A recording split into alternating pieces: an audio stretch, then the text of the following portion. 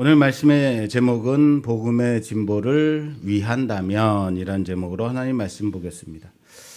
지난주 금요일 여전도의 주간으로 우리가 금요 기도회를 하는데 이제 기도 제목을 제가 낼 때 지금 윤현순 지사님이 이제 넘어져서 오른쪽 손목 관절이 이제 골절이 됐잖아요. 왼쪽 이렇다니까요. 네, 이렇게 했어요. 오른쪽 손목 관절이 이제 골절을 당해서 우리 위해서 기도합시다 그랬더니 왼쪽이요. 딱 그때 상황. 제가 지금 재현하려고 그런 거예요. 예. 그때 제가 내가 혹시 광고에다가 우측 손목 관절이라 그랬나? 너무 궁금한 거예요. 그래서 가서 빨리 주보를 찾아봤죠. 좌측 손목이라 써놨더라고요. 여러분들 기도할 때 어떤 마음으로 기도하세요? 하나님이 다 알아서 해주시겠지. 내가 오른쪽 손목이라 그래도 왼쪽 손목을 고쳐주시겠지. 이런 믿음으로 기도하시죠? 목사들 모임이 있는데 거기서 이제 2명의 선교사들 위해서 기도하자라고 할 때 이제 동명이인이 있었어요. 근데 저보다 나이 많은 중국 선교사가 있었고 나이 적은 필리핀 선교사가 있었단 말이에요. 근데 같은 이름이에요. 그래서 누구를 이 아무개를 위해서 기도합시다. 좀 기도 부탁이 이제 톡방에 올라와서 이제 기도를 했단 말이에요. 그리고 이제 나중에 알고 보니까 나는 이제 나이 많은 선교사를 위해서 기도했는데 나이 적은 선교사를 위해서 기도해달라는 얘기였다고 그러더라고요. 그래서 내가 친구 목사한테 큰일 났어. 내 기도가 다 저기 중국으로 가버렸어. 필리핀으로 가야 되는데. 여러분 기도하실 때 하나님이 다 알아서 하시겠지라는 것도 믿음일 수 있어요. 그런데 정말로 우리의 기도가 능력이 있다면, 우리의 기도를 하나님이 들으신다는 것을 여러분들이 인정하고 믿는다면 내가 지금 어떻게 기도하고 있는지도 점검을 해봐야 된다는 거예요. 여러분들이 드리는 기도는 과연 능력이 있습니까? 여러분들의 기도는 과연 하나님이 듣고 계시다는 것을 믿으십니까?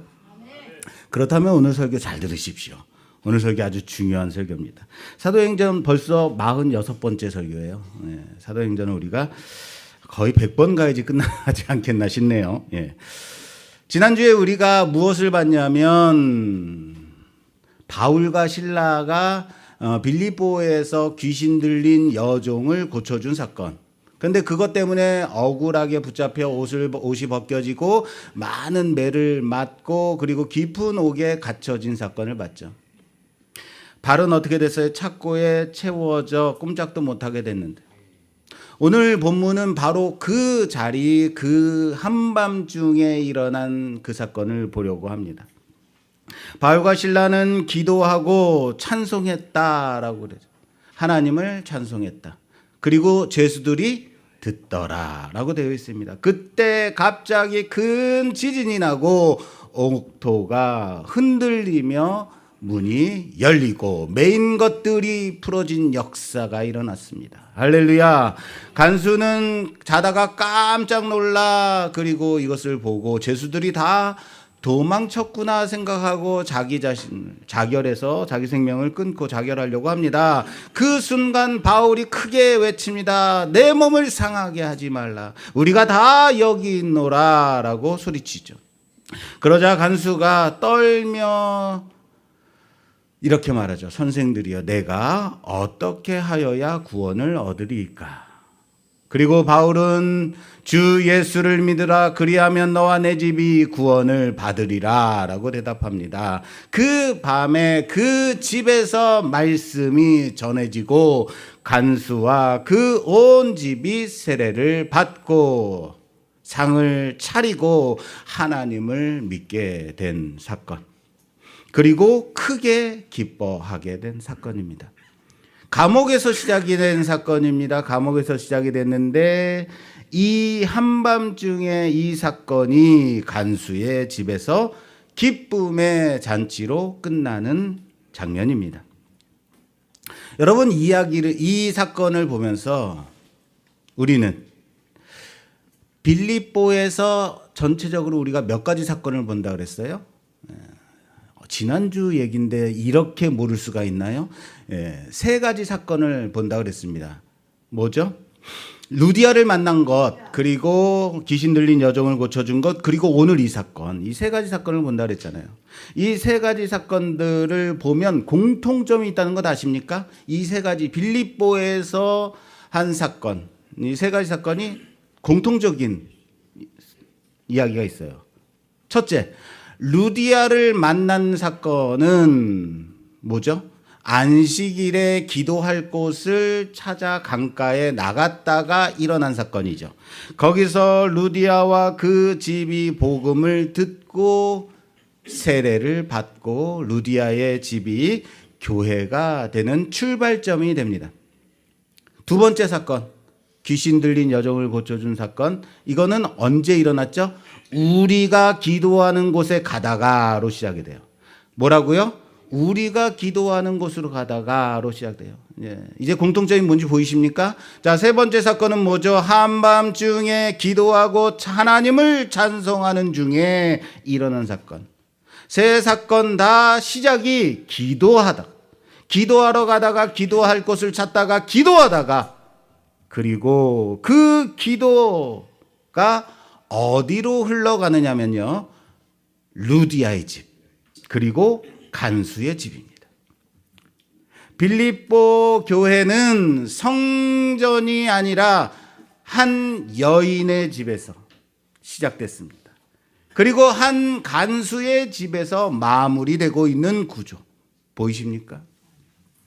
하나님은 도시보다 먼저 한 개인을, 그리고 한 가정을 붙드신다는 사실을 믿으시길 바랍니다. 그래서 바울의 말도 이렇게 하잖아요. 주 예수를 믿으라. 그리하면 뭐라고요?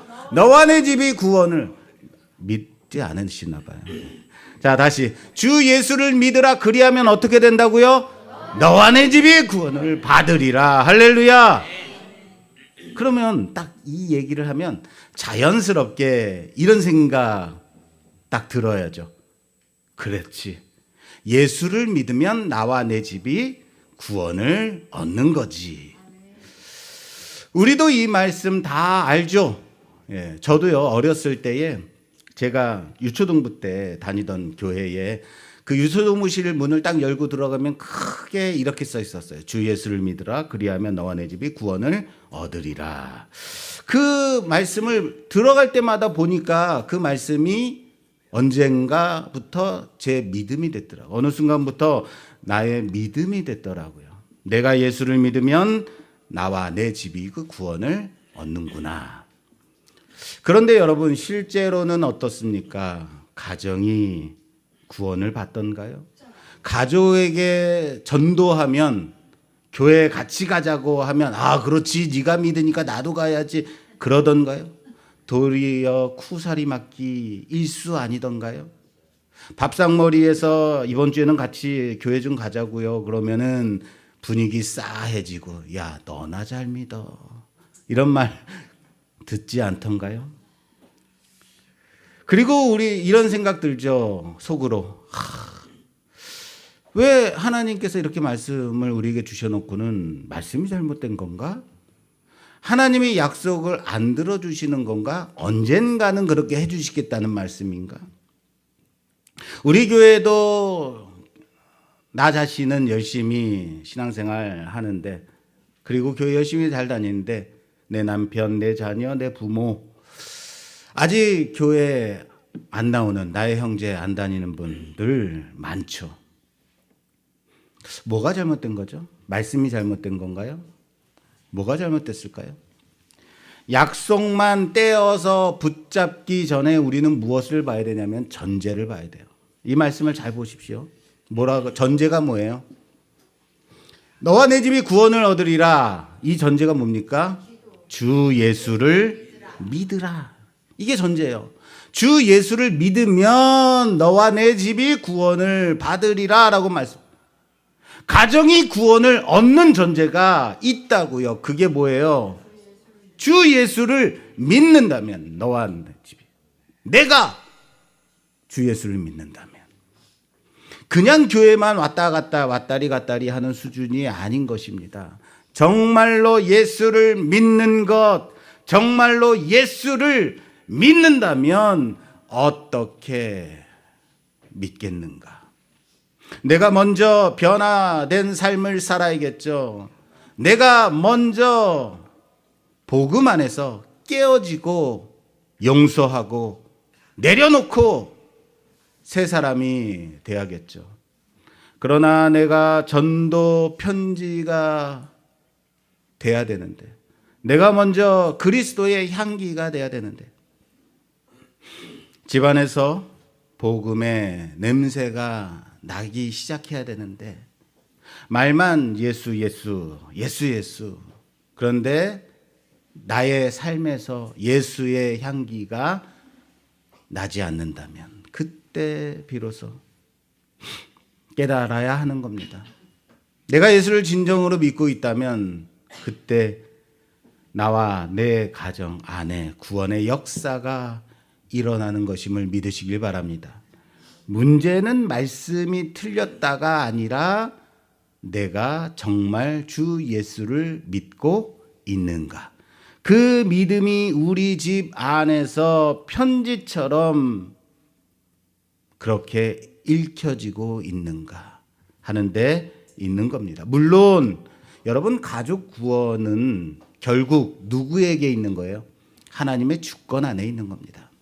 다만 분명한 것이 무엇이냐면 하나님이 우리를 그 구원의 통로로 부르셨다라는 사실을 믿으시길 바랍니다.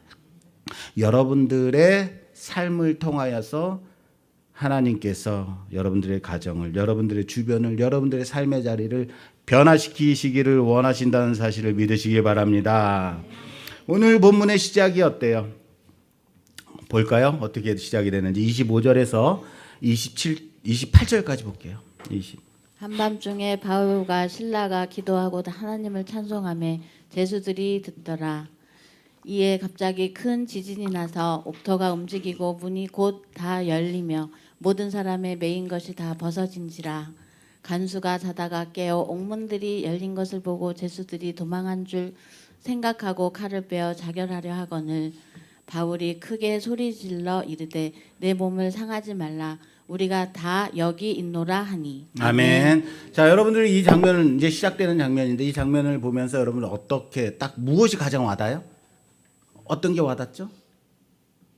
하나도 안 와닿는단 말이에요. 진짜요?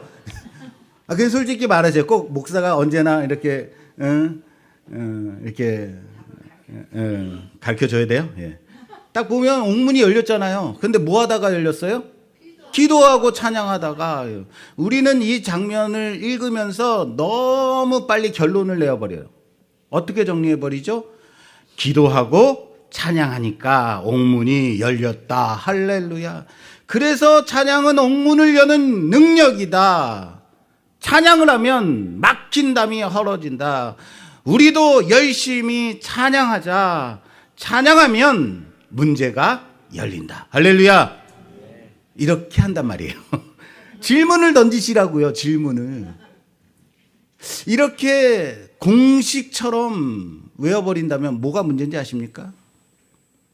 이렇게 공식처럼 외우다 보면 어느 순간 찬양의 목적이 바뀌어버린다라는 거예요. 보세요. 찬양은 뭐예요? 하나님을 향해 드리는 고백이죠. 근데 어느새 찬양이 무엇으로 바뀌었어요? 나의 문제를 해결해주는 도구가 되어버렸죠. 맞는 겁니까? 틀리는 겁니까? 하나님은 언젠가부터 내 찬양 가운데서 사라져버리고 옥문만 남더라라는 거예요. 문만 열리면 된다.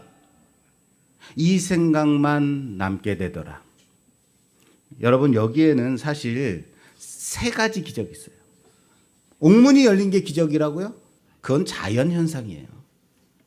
세 가지 기적 보이십니까? 첫째, 한밤중에 기도와 찬양을 하는데 죄수들이 뭐해요? 듣더라. 그 죄수라면 어때요? 험악한 사람들 아닙니까? 험악한 사람들이 그거 좀 조용히 하시오. 잠 좀 잡시다 라고 하지 않아요. 가만히 뭐하고 있다? 듣고 있다. 이 기적이죠. 놀라운 기적이죠. 둘째, 찬양은 지진이 일어나서 옥문이 열린 다음에 나온 것이 그런 기쁨의 찬양이 아닙니다. 그 이전에 옥문이 열리기 전에 이미 드려지고 있는 것. 이게 기적이죠. 찬양을 어떻게 그런 상황에서 찬양할 수 있는가. 셋째, 지진이 일어났고 옥문이 열리고 메인 것들이 다 풀어졌습니다. 그런데 아무도 감옥을 탈출하지 않았다. 이게 놀라운 기적 아닙니까? 그런데 우리는 이 중간, 이 순간에서 과정을 다 건너뛰어 버리고 찬양은 문제를 해결하는 열쇠다. 여기에만 꽂혀 있더라라는 거예요. 그래서 오늘 우리는 한 가지 질문을 던지며 말씀을 봐야겠습니다. 따라서 합시다. 어떻게 이런 상황 속에서 찬양이 나오는가? 여러분, 기도하고 찬양했다 그랬죠? 기도는 그렇다고 치자고요. 왜? 너무 절박하니까, 절실하니까, 무서우니까, 두려우니까, 억울하니까. 여러분, 기도는 언제 나와요? 여러분들이 형통하고 여러분 삶이 잘 되고 그럴 때는 기쁘고 그럴 땐 기도하러 나오질 않아요. 어느 순간 기도 예배 시간도 아니고 기도하는 시간도 아닌데 어느 순간 어느 집사가 교회에 나왔어. 그러면 깜짝 놀라는 거야. 문제가 터졌구나. 우리는 문제가 터져야지만 나오지 않습니까? 왜? 살려달라고 부르짖는 거죠. 그러니까 바울과 실라도 기도할 수 있죠. 그런데 찬양은 다르죠. 찬양은 그 하나님을 내가 여전히 좋다고, 선하시다고, 신뢰한다고 고백하는 거죠. 그게 찬양이죠. 그러면 도대체 바울과 실라 안에 무엇이 있었기 때문에 이런 상황 속에서 찬양이 나올 수 있었는가? 이걸 해결해야 돼요. 우리는 기도하고 찬송하매라고 이것을 한 덩어리로 묶어서 그냥 읽어버리기만 합니다. 기도하고 찬양하매. 여러분, 이 말씀은요, 기도하고 하나님을 찬양하매, 기도하고 하나님을 찬양하매 이렇게 보시면 안 돼요. 이거는 어떻게 읽어야 되냐면요, 기도하고 하나님을 찬양하매 이렇게 읽으셔야 돼요. 뭐라고요?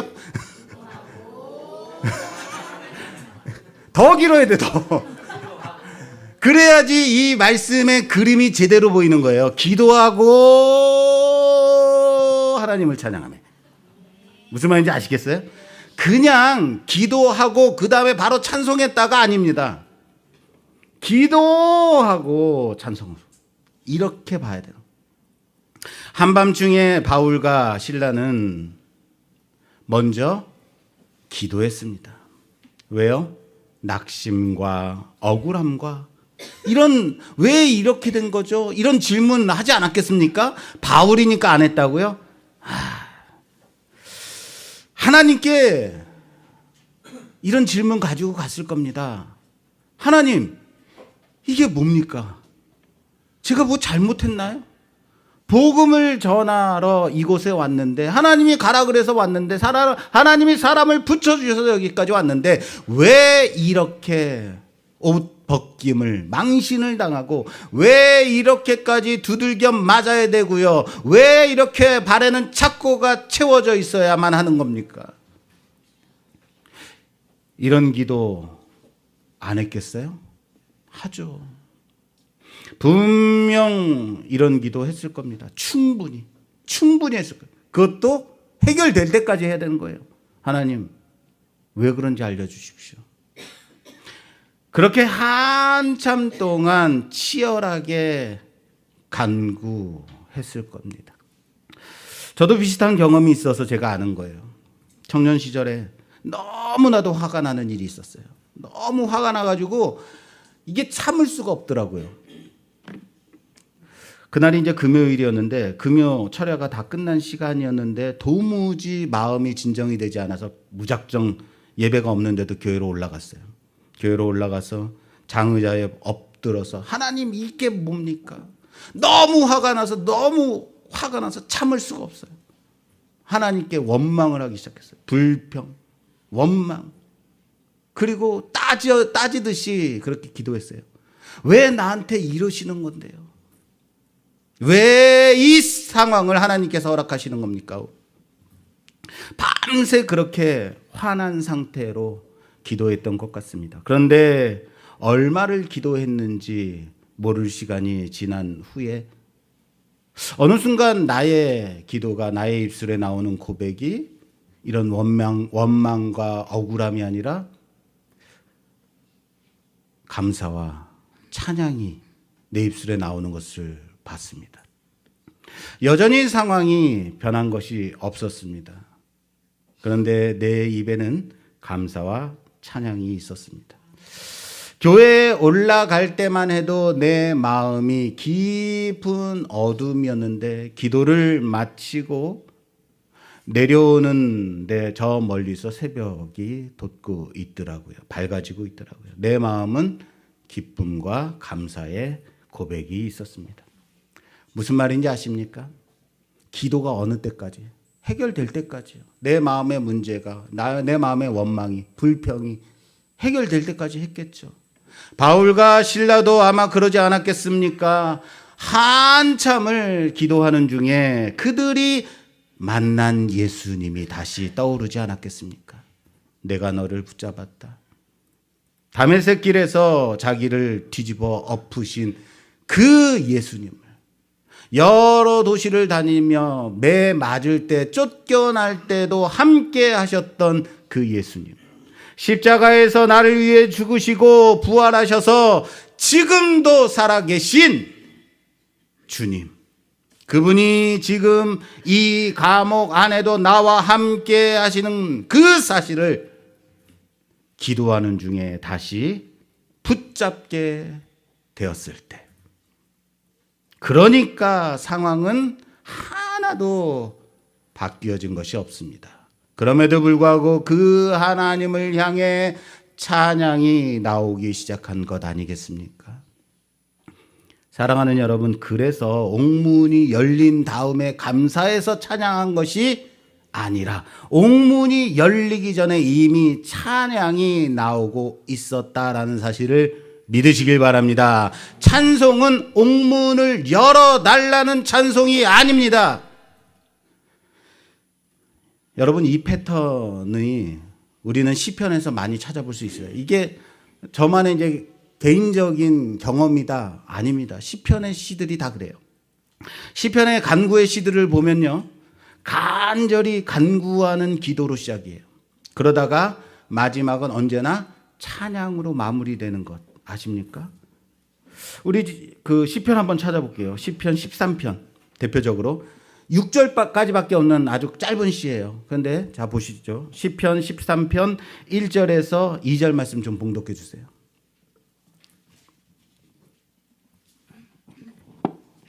여호와여, 어느 때까지니까 나를 영원히 잊으시나이까? 주의 얼굴을 나에게서 어느 때까지 숨기시겠나이까? 나의 영혼이 번민하고 종일토록 마음에 근심하기를 어느 때까지 하오며 내 원수가 나를 치며 자랑하기를 어느 때까지 하리이까? 아멘. 시작이 어떻습니까? 여호와여, 어느 때까지니까 나를 영원히 잊으시나이까? 시인은 번민과 근심으로 가득 차서 하나님께 간구하고 있어요. 하나님을 향해 하나님 나 잊으신 건가요? 한탄하며 부르짖고 있습니다. 그런데 이 시의 끝이 어떻게 변화되는지 볼까요? 5절에서 6절. 나는 오직 주의 사랑을 의지하였사오니 나의 마음은 주의 구원을 기뻐하리이다. 내가 여호와를 찬송하리니 이는 주께서 내게 은덕을 베푸심이로다. 아멘. 여러분 1절에서 4절까지는 온통 시가 무엇으로 되냐면 두려움과 간구로 가득해 있어요. 그런데 5절 이하로 가면 갑자기 나는 오직 주의 사랑을 의지하였사오니 나의 마음은 주의 구원을 기뻐하리이다.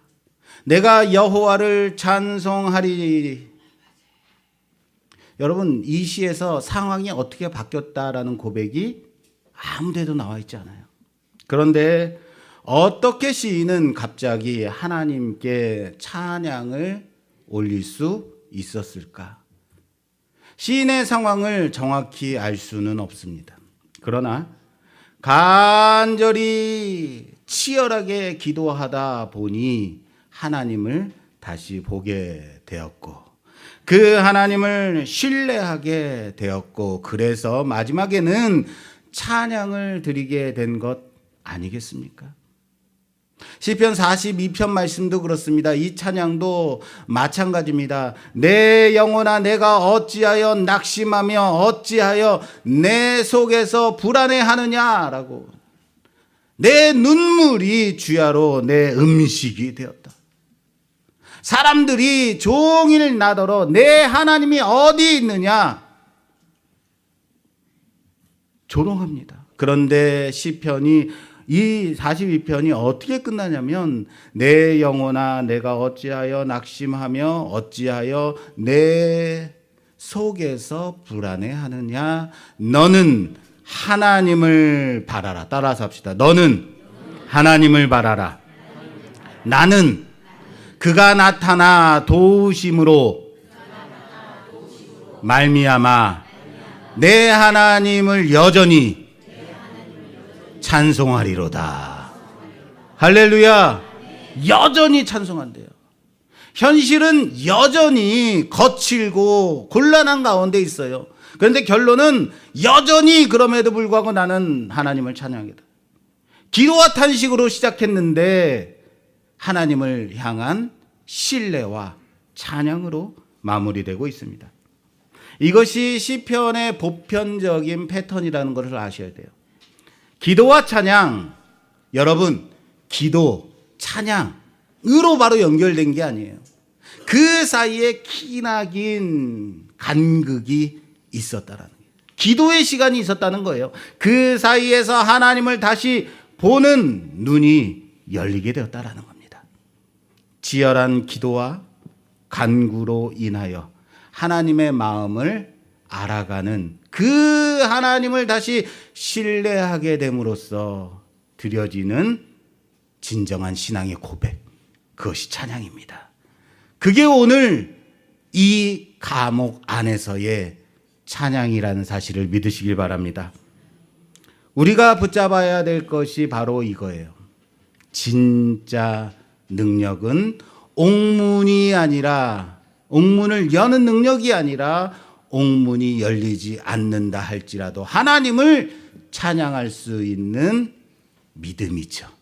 그게 진정한 능력임을 믿으시길 바랍니다. 우리의 찬양 한번 점검해 보자고요. 솔직히 우리의 찬양 어떻습니까? 옥문이 열려야 비로소 나오는 찬양 아닌가요? 병이 나야지만, 일이 풀려야지만, 돈이 들어와야지만, 관계가 회복돼야지만 드려질 수 있는 찬양 아닌가요? 아니면 옥문이 아직 열리지 않았음에도 불구하고 여전히 하나님은 하나님이십니다.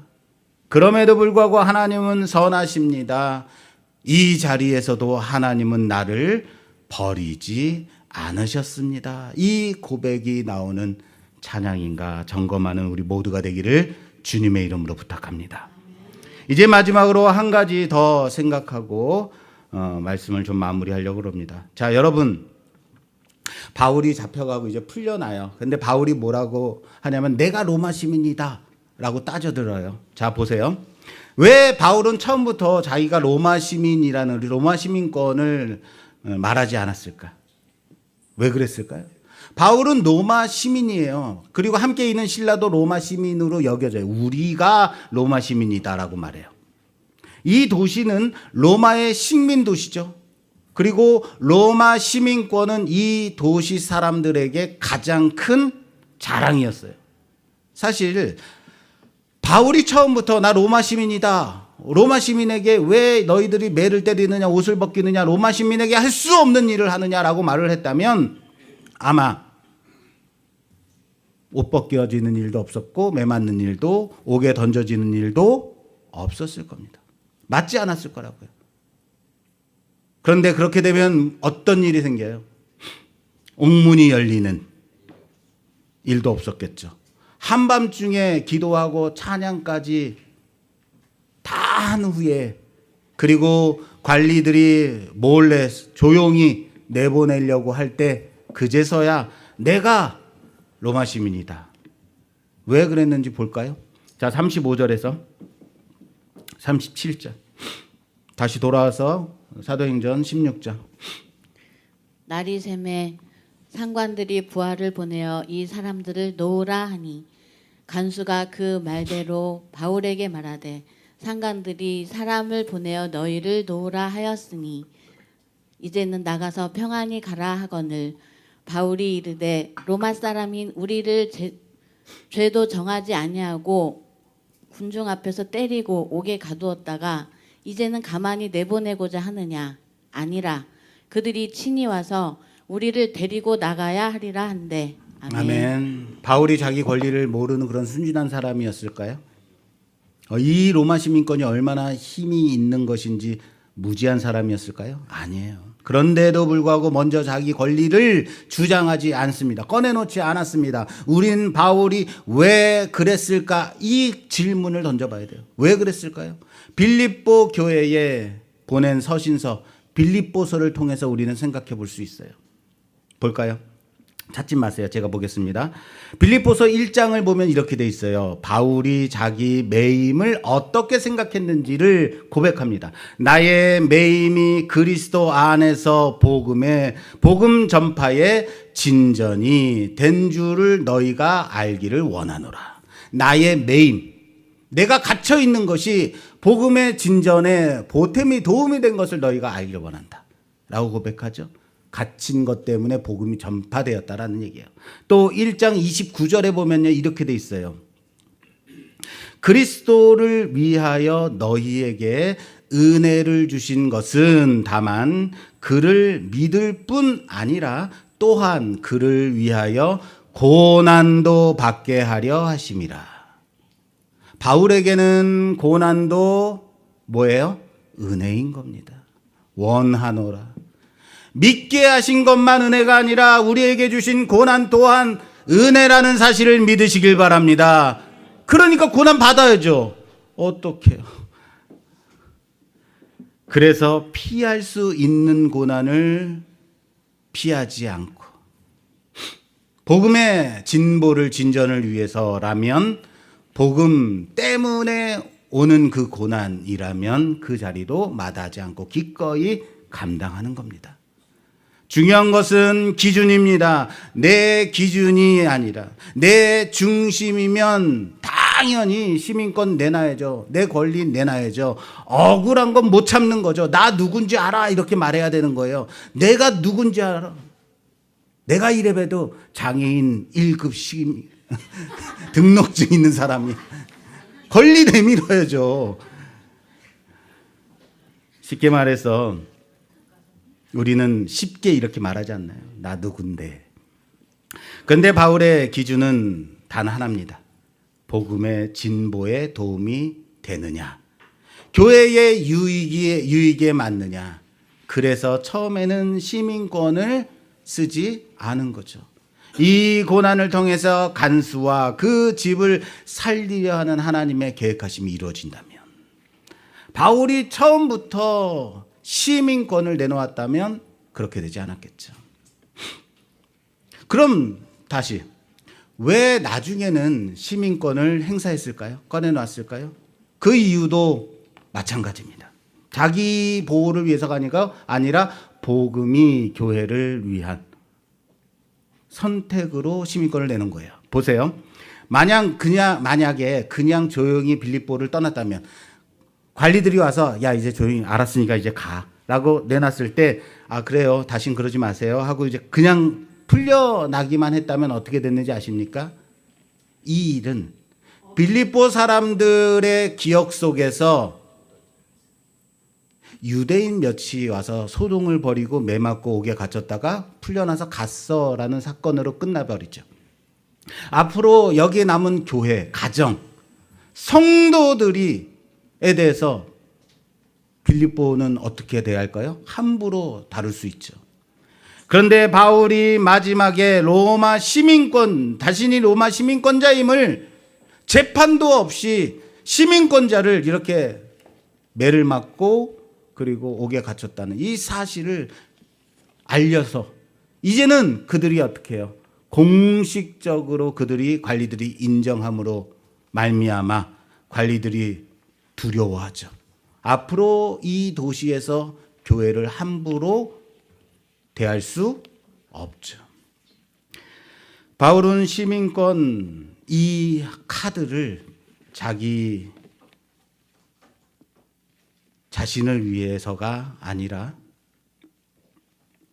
뒤에 남은 교회를 위한 울타리로 사용하고 있었다라는 사실이에요. 그냥 조용히 빌립보를 떠나지 않고 그렇게 나왔습니다. 그래서 빌립보에서 나올 때 그냥 나오지 않고 루디아의 집에 방문하여서 위로하고 제자들을 만나고 나가게 됩니다. 여러분 빌립보서를 좀 볼 필요가 있어요. 이 빌립보 사건을 이해하는 데 많이 도움이 됩니다. 빌립보서에서 바울은 이렇게 말합니다. 오직 너희는 그리스도의 복음에 합당하게 생활하라라고 돼 있어요. 여기서 생활하라라는 이 단어는요. 시민답게 살라. 뭐라고요? 시민답게 살라는 뜻입니다. 너희는 복음에 합당한 시민으로 살아라. 무슨 시민이겠어요? 바울은 또 말합니다. 우리의 시민권은 하늘에 있는지라. 빌립보서에서 유독 이 시민권이라는 단어가 자주 언급되는데요. 그만큼 빌립보 사람들에게 중요한 것이 뭐예요? 로마 시민권이었기 때문에 그렇습니다. 바울은 말합니다. 아니다. 진짜 우리의 시민권은 어디에 있다? 저 하늘에 있다. 그래서 땅의 시민권, 땅의 권리, 땅의 특권을 어떻게 쓸 것인지 결정할 때의 기준은 내가 편하냐 불편하냐가 아닙니다. 복음에 합당하냐 복음의 진보에 도움이 되느냐 되지 않느냐에 있는 겁니다. 사랑하는 여러분, 우리 자신에게 이제 물어봐야 됩니다. 나는 이 땅에서 어떤 시민으로 살아가고 있는가?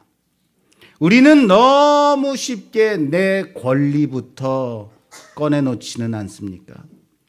내 권리, 내 자존심, 내 이익 조금만 손해본다고 생각하면 못 참고 조금만 부당하다고 생각되면 끝까지 물고 늘어지는 모습.